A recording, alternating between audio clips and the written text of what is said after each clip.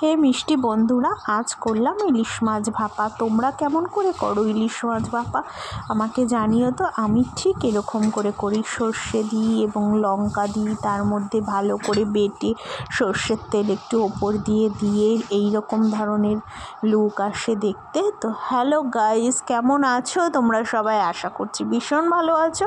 সবুজের পাশ থেকে সকাল সকাল যাচ্ছি, আর দেখো এখানে কুকুরদের মেলা বসেছে। মানে এরা মনে হচ্ছে যে রাস্তার মধ্যে দেখো মানে কত কুকুর, মানে কি বলবো, এতগুলো কুকুর সব বসে বসে মিটিং করছে। যেরকম মানুষ এরকম এক জায়গায় অনেকে দাঁড়িয়ে মিটিং করে না, ঠিক সেই রকম। দেখো এই যে সবুজের পাশ থেকে যাচ্ছি, একটু হাঁটবো, কিন্তু দেখো হয়ে গেল বিপদ। যেই না হাঁটার জন্য রেডি হয়েছি, অমনি চলে আসলো ঝরঝরিয়ে বৃষ্টি, পুরো সকালটা গেল মাটি হয়ে।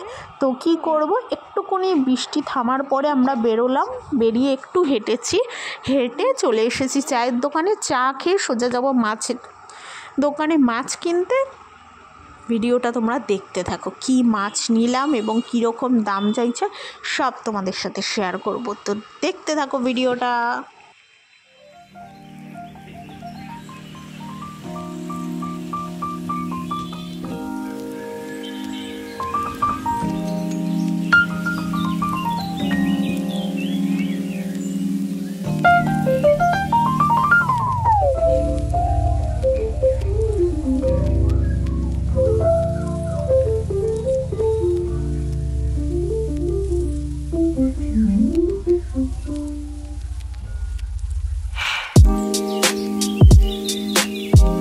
দেখো বন্ধুরা, মাছের বাজারে এসেছি, আর সেখানে মাছ প্রিয় বিড়াল থাকবে না, এটা তো হয়ই না।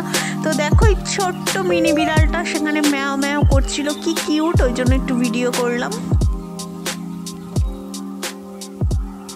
তো দেখো বন্ধুরা, হেঁটে তো সবাই ঘেমে অস্থির হয়ে গেছে। ওই ঘামের গায়ে সব চা খেয়ে মাছ খাওয়া না টাকা খাওয়া, 950 টাকা দিয়ে নিয়ে আসলাম এই মাছটা।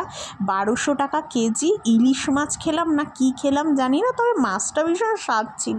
কিন্তু তবুও ভীষণই টেস্টি হলেও টাকাটা প্রচণ্ড গায়ে লাগে।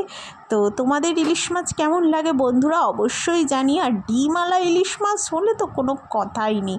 তো আজকের জন্য টাটা, দেখা হচ্ছে পরের ঠিক এমনই একটা ছোট মিনি ব্লগে। প্লিজ ততদিনের জন্য ভালো থেকো।